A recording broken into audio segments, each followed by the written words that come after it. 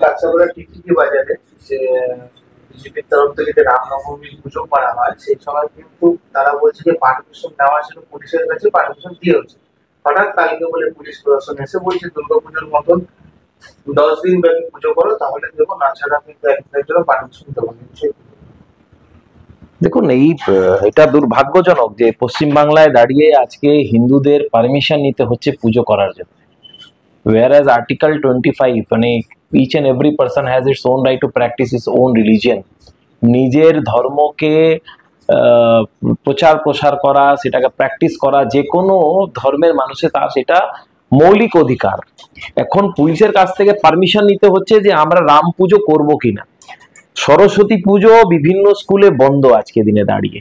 তো এটা স্পষ্ট মমতা ব্যানার্জি আজকে দিনে দাঁড়িয়ে যে মেরুকরণের রাজনীতি করছেন, হিজাব পরে ঈদের দিন হিন্দুদের ধর্মকে গন্দা ধর্ম বলে উনি সম্বোধিত করছেন, এতে স্পষ্ট মমতা ব্যানার্জির কাছ থেকে এর থেকে বেশি আর আশা করা যায় না।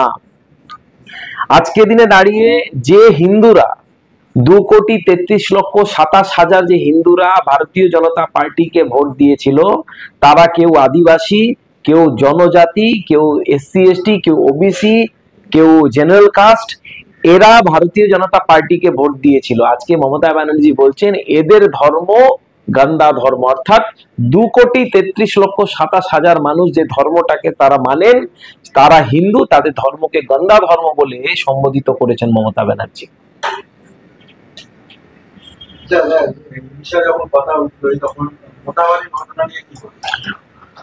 সারা দেশ দেখছে।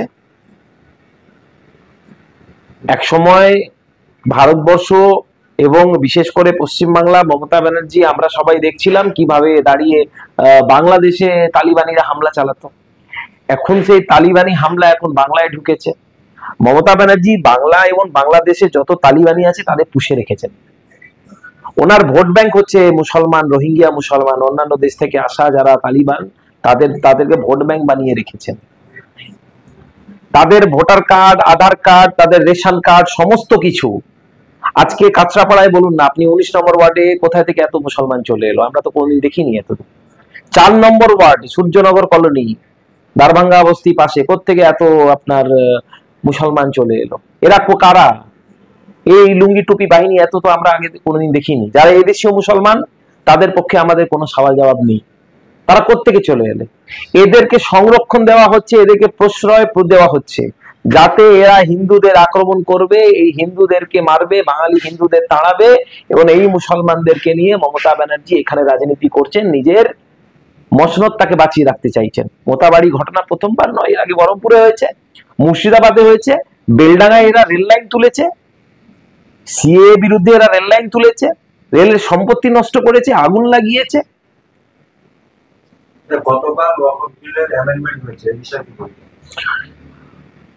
একটা ঐতিহাসিক দিন। প্রথমবার মোহাম্মদ গনি এই ভারতবর্ষে ওয়াকফ শুরু করেছিল, এবং গতকালকে আমরা জানতে পারলাম মাননীয় সাংসদের, ঝাড়খণ্ডের সাংসদ নিশিকান্ত দুবের কাছ থেকে, যে প্রথমবার যিনি ওয়াকফে প্রপার্টি দিয়েছিলেন মোহাম্মদ সাহেবকে, তিনি একজন জিজুস ছিলেন, তিনি কোনো মুসলিম ছিলেন না। বহু হিন্দুরা প্রথম দিকে তারা ওয়াকফকে সম্পত্তি দিয়েছে যাতে এরা এখানে থাকতে পারে। আমরা শান্তি প্রিয় দেশ, আমরা শান্তিটাতে বিশ্বাস করি, হিন্দু ধর্ম যারা স্বাবলম্বী তারা বিশ্বাস করেন। এবং আজকে দিনে দাঁড়িয়ে ওয়াকফ বোর্ডে কোনো মুসলিম, নন মুসলিম থাকতে পারবে না। গতকালকে লোকসভায় বিল পাস হয়েছে, এবং এবার নন মুসলিম সেক্রেটারিয়েট লেভেলের প্রচুর আধিকারিক তারা এখন ওয়াকফ বোর্ডের তারা সদস্য হবেন। কেবলমাত্র নন মুসলিম নয়, মহিলাদেরও জায়গা দেওয়া হয়েছে ওয়াকফ বোর্ডে, যাতে কমপ্লিট ডেমোক্রেসিটাকে ওয়াকফের মধ্যে স্টাবলিশ করা যায়। আমরা জানতে পারলাম যে 123টি দিল্লি সরকারের সম্পত্তি কংগ্রেস আমলে, ইউপিএ এর আমলে তারা ওয়াকফ বোর্ডকে দিয়ে দিয়েছে কেবলমাত্র ভোট ব্যাংকের রাজনীতির জন্য। Now the transparency, what has been included in the constitution or what has been included in this amendment, এই ট্রান্সপারেন্সি আর অ্যালাউ করবে না যে কোনো সম্পত্তিকে ওয়াকফ বোর্ড বলে দাবি করে দিতে। আজকে গোটা বিশ্বের মধ্যে ভারতবর্ষে সব থেকে বেশি প্রপার্টি হোল্ড করছে ওয়াকফ board, whereas they are only 23% in India। 23% আছে মুসলমান, তারা আজকে ওয়াকফ বোর্ড তারা দখল করেছেন। সারা বিশ্বের মধ্যে সব থেকে বেশি প্রপার্টি ভারতবর্ষে রয়েছে। এবং এমন নয় যে এই ওয়াকফ বোর্ড যারা ধরে রেখেছেন তাতে কোনো মুসলমান সম্প্রদায়ের মানুষরা তারা তারা কোনো প্রফিটেবল হচ্ছেন, একদম নয়। প্রচুর প্রপার্টি রয়েছে, তারা নিজের সুবিধার জন্য ইউজ করেছেন। প্রচুর সম্পত্তি জোর জবরদস্তি দখল করা রয়েছে। 2010 সাল যখন লালু যাদব যখন ইউপিএ তে যখন উনি সহযোগী ছিলেন ইউপিএ সরকারে, উনি পার্লামেন্টে দাঁড়িয়ে বলছেন যে পাটনার প্রচুর সম্পত্তি ওরা ডাক বাংলোতে প্রচুর বড় বড় সম্পত্তি ওরা নিয়ে নিয়েছে, আপনারা আইন আনুন। এই আরজেডি গভর্নমেন্ট, এই ইন্ডিয়া অ্যালায়েন্সের একজন পার্টনার গতকালকে দাঁড়িয়ে সেই আরজেডি বিজেপির বিরুদ্ধে ভোট করেছে। এবং একসময় 2010 সালে লালু যাদব বলেছিলেন আপনারা বিল আনুন, এটাকে বন্ধ করুন। তাহলে কোনোদিনে দাঁড়িয়ে বলবে যে পার্লামেন্টটা হচ্ছে ওয়াকফ বোর্ডের সম্পত্তি, এবার বন্ধ হয়েছে। আমরা খুশি, রাজ্যসভায় আজকে এটা নিয়ে ভোটাভুটি আছে। আমরা সারা দেশ বহু মুসলমানরা আছেন যারা প্রকৃত ভারতীয়, যারা প্রকৃত এই দেশের সংবিধানকে যারা শ্রদ্ধা করেন, যারা বাবা সাহেব ভীমরাও আম্বেদকরের সংবিধানকে শ্রদ্ধা করেন, তারা আজকে খুশি। কারণ এই ওয়াকফ বোর্ডে যা দুর্নীতি চলতো তাতে মুসলমানরাও বহুত প্রতারিত হয়েছেন। আজকে মাননীয় মোদীজি এই প্রতারণাটাকে বন্ধ করে ওয়াকফ বোর্ডের মধ্যেও ডেমোক্রেসি এবং সেকুলারিজমটাকেও মেনটেন করার কাজ করেছেন মাননীয় দেশের প্রধানমন্ত্রী। আপনি যেমন বললেন মুখের আমলে কংগ্রেস সরকার অনেক জায়গায় অনেক সম্পত্তি দিয়ে দিয়েছে ওয়াকফ বোর্ডকে, কিন্তু এদিকে কংগ্রেস এবং বামেরা প্রশ্ন করে এবং বলে যে ডানপন্থী যেসব সংগঠন আছে যেমন বিজেপি, তারা ধর্মের রাজনীতি করে। এই নীতি বলতে ধর্মের রাজনীতি কাকে বলে? যদি হিন্দুদের হয়ে যদি সওয়াল জবাব যদি করাটাকে ধর্মের রাজনীতি হয়, কাশ্মীর নিয়ে যদি সওয়াল জবাব করা যদি ধর্মের রাজনীতি হয়, শ্যামা প্রসাদ মুখার্জির কে নিয়ে যদি কথা বলা ধর্মের রাজনীতি হয়, নেতাজি সুভাষ চন্দ্র বোসকে নিয়ে বলা যদি ধর্মের রাজনীতি হয়, তাহলে বিজেপি ধর্মের রাজনীতিটাই করবে। এবং রামনবমীকে নিয়ে প্রকৃত র্যালি করা নিয়ে যদি ধর্মের রাজনীতি হয়, রাম পুজোকে নিয়ে সওয়াল জবাব করা যদি ধর্মের রাজনীতি হয়, নিশ্চিতভাবে ভারতীয় জনতা পার্টি ধর্মের রাজনীতি করবে। আচ্ছা, শেষ প্রশ্ন। আজকে আবার রাজ্য সরকারের আরেকটা বড় হার হলো, সুপ্রিম কোর্ট হাইকোর্টের রায়কেই বহাল রাখলো, 26,000 লোকের চাকরি গেল। কি বলবো? মমতা ব্যানার্জি নির্লজ্জ একটা সরকার চালাচ্ছেন। উনি 2021 সালে বলেছিলেন ডাবল ডাবল চাকরি হবে, ডাবল চাকরি হচ্ছে। প্রথমবার যারা মেরিটোরিয়াস, যাদের চাকরি পাওয়ার কথা তাদেরও চাকরি বাতিল হলো, আবার তারা ফর্ম ফিল আপ করবে, আবার তারা চাকরি পাবে, ডাবল চাকরি হয়েছে। কত অপদার্থ সরকার হলে তারা কোর্টকে বলতেই পারছে না যে আমরা এখন অব্দি এতগুলো পরীক্ষার্থীর মধ্যে কারা যোগ্য আর কারা অযোগ্য। স্কুল সার্ভিস কমিশন একটা ডাহা ফেল একটা সংস্থা। মমতা ব্যানার্জি আমলে আমরা প্রথমবার দেখেছি যে West Bengal public service commission, যে কোনো রাজ্য সরকারের পাবলিক সার্ভিস কমিশন এবং কেন্দ্র লেভেলে ইউনিয়ন পাবলিক সার্ভিস কমিশন একটা হচ্ছে সাংবিধানিক একটা বডি, অর্থাৎ ইটস আ কনস্টিটিউশনাল একটা বডি। তার গার্জিয়ানশিপ থাকে স্টেটের ক্ষেত্রে গভর্নরে এবং কেন্দ্র ক্ষেত্রে থাকে এটার সভাপতি, প্রেসিডেন্ট অফ ইন্ডিয়ার। পাবলিক সার্ভিস কমিশনে খালি খাতা জমা দেওয়ার ছেলে আজকে র্যাঙ্ক 1 করে যাচ্ছে। স্কুল সার্ভিস কমিশন কত অপদার্থ, কত বড় হাই লেভেলে এখানে স্ক্যান্ডেল হয়েছে, এখন অব্দি বলতে পারছে না আমরা এতগুলো ওএমআর সিটে এরা হচ্ছে যোগ্য প্রার্থী ছিল, এটা অযোগ্য প্রার্থী ছিল। আজকে তাদের কি দোষ? যারা পড়াশোনা করে দিনরাত পড়াশোনা করে এই তৃণমূলের আমলে যারা চাকরিটা নিজের যোগ্যতা অনুযায়ী পেয়েছিল তাদের কি দোষ? আজকে তো তাদের চাকরিটাও বাতিল হয়েছে। আগামী প্রজন্ম বা এই 2026-এ নির্বাচন তো আবার আসছে, এখানকার পশ্চিমবাংলা সরকার তো নিশ্চয়ই আবার আরেকবার নির্বাচিত করা মানুষ এটা একটা সুযোগ পাচ্ছে।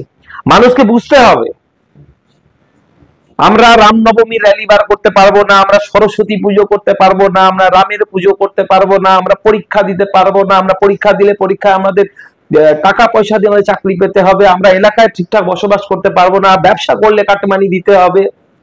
এই সরকার জালিয়াতি সরকার। এই সরকারকে যতদিন না বাংলা থেকে বিতাড়িত করা হচ্ছে ততদিন এই বাংলা আর সুস্থ আর স্বাভাবিক হবে না। কিন্তু শাসক দল বলছে যে চাকরিগুলো গেল অথবা রাজ্যে যে চাকরির পরীক্ষা হচ্ছে না, এগুলো সব বিরোধীদের চক্রান্ত। ইডিয়েট সরকারের ইডিয়েট প্রশ্ন, এটা অসভ্য, মূর্খ, বর্বর। রাজ্য সরকারের চাকরি কি সেন্ট্রাল গভর্নমেন্ট করাবে? এই মূর্খদের উত্তর দেওয়ার কোনো উচিত মনে করি না। এরা কমপ্লিটলি একটা মূর্খ, মানুষকে বোকা মনে করে। 500 টাকা 1000 টাকা দিয়ে লক্ষ্মী ভান্ডার চালিয়ে দিয়ে পড়াশোনা করাবে না তাদের ছেলেদের, এটাই ভাবছে। মানুষকে বোকা বানিয়ে রাখছে, বোকা বোকা কোনো কথা বলছে। রাজ্য সরকারের চাকরি কেন্দ্র হতে দেবেন, এটা কোনদিন হয়? ল এন্ড অর্ডার, স্টেট ল্যান্ডের কাছে, স্টেট গভর্নমেন্টের কাছে যথেষ্ট ক্ষমতা দেওয়া আছে। অনেক ক্ষেত্রে এই ফেডারেল স্ট্রাকচারে, আমাদের দেশ হচ্ছে কোয়াসি ফেডারেল স্ট্রাকচার, আর অনেক ক্ষেত্রে রাজ্য সরকারের ক্ষমতা কেন্দ্র সরকার থেকেও বেশি। রাজ্য সরকারের ক্ষমতা কেন্দ্র সরকার থেকেও বেশি অনেক ক্ষেত্রে। এদের চাকরি করাতে পারছে না, এটা কমপ্লিটলি একটা অ্যাবসলিউট, এটা ফেক কথা, মানুষকে বোকা বানানো ছাড়া কিছু নয়। এই যে একের পর এক কেসগুলো করা হচ্ছে, এইগুলো রাজ্য শাসক দল বলছে এই কেসগুলো করে চাকরিগুলো বন্ধ করা হচ্ছে। কেসগুলো করে না, কেসগুলো করে চাকরি বন্ধ হয়নি। কেসগুলো করে আমরা অযোগ্যদের তাড়াতে বলেছিলাম। ক্লাস 5 অঙ্কের টিচার আমরা চাইনি। ক্লাস 5 পাস করেছে আর অঙ্কের টিচার হয়েছে, আমরা সেটা চাইনি। বাংলার মানুষ সেটা চায় না। সেই 5 পাস অঙ্কের টিচারকে আমরা কলার ধরে বার করতে চাইছি। ও শিক্ষক না, ও শিক্ষক হতে পারে না। আমরা চাই যোগ্যরা চাকরি পাক এবং অযোগ্যরা পড়াশোনা করে আবার চাকরি পাক। যদি না পড়াশোনা করতে পারে তাহলে সেটা চাকরি পাওয়ার অধিকার কোনোদিন নেই। আমরা এইটুকুই চাই। দাদা লাস্ট কোয়েশ্চেন, স্বামীজিরা কিন্তু আক্রান্ত হচ্ছে এই বাংলায়, এরকম মোথাবাড়ির ঘটনার পরে দেখা গেছে যে স্বামী তিনি আক্রান্ত হয়েছে, হসপিটালে ভর্তি, তিনি কালকে বলেছিলেন সন্ত মাহাত্মা এদেরকেই মারবে, এখানে মোল্লাদের প্রশ্রয় দেওয়া হয়। আমি আবার বলছি, এই যে শব্দগুলো আমি ইউজ করছি, এটা কোনোটাই কোনো ভারতীয় মুসলমানের জন্য বলা হচ্ছে না। যারা প্রকৃত ভারতীয়, যারা ভারতবর্ষে থাকেন, ভারতের সংবিধানকে যারা সম্মান করেন, তাদের জন্য বলা হচ্ছে না। যারা অ্যান্টি সোশ্যাল, যারা তৃণমূল কংগ্রেসকে সরকারে রাখার জন্য ক্রাইম করছেন, তাদের কথা আমি বলছি। এই মোল্লাবাদ ছাড়া মমতা ব্যানার্জি আর কোনো আদর্শ নেই নেই নেই। যত বেশি হিন্দু সাধু সন্তকে উনি মারবেন, তত বেশি উনি মোল্লাদের ভোট পাবেন, রোহিঙ্গা মুসলমানের ভোট পাবেন, বাইরে থেকে তালিবানের সাপোর্ট পাবেন। এটা ওনার পলিটিক্যাল স্ট্র্যাটেজি, আর কিছুই নয়। লাস্ট কোয়েশ্চেন, স্বামী তিনি বলেছেন রামনবমীতে যদি তাদেরকে কোনো রকম বাধার সৃষ্টি হলো, তো তারা কিন্তু তাদের পথে নামবে, রাজ্য সরকারকে হিলিয়ে দেবে সব নামা থাকবে। স্বাভাবিকভাবে নাগা সাধুরা তো বরাবরই আমরা দেখেছি, যখনই দেশের উপরে বড় কোনো প্রাকৃতিক আপদা থেকে নিয়ে দেশের উপরে যখন কোনো আক্রমণ হয়েছে, তারা তারা আগে নেমেছেন। তারা নিজে যতটা পেরেছেন তারা নেমেছেন এই দেশের জন্য। হিন্দু ধর্ম, সনাতন ধর্মকে রক্ষা করার জন্য তাদের একটা বড় একটা ভূমিকা রয়েছে আমাদের মানে এই হিন্দু সংস্কৃতিতে। তো আগামী দিন যদি এরকম হয়, কেবলমাত্র নাগা সাধু নয়, প্রকৃত বাঙালি হিন্দুরাও তারা রাস্তায় নামবে, মমতা ব্যানার্জি সরকারকে আর থাকতে দেবে না।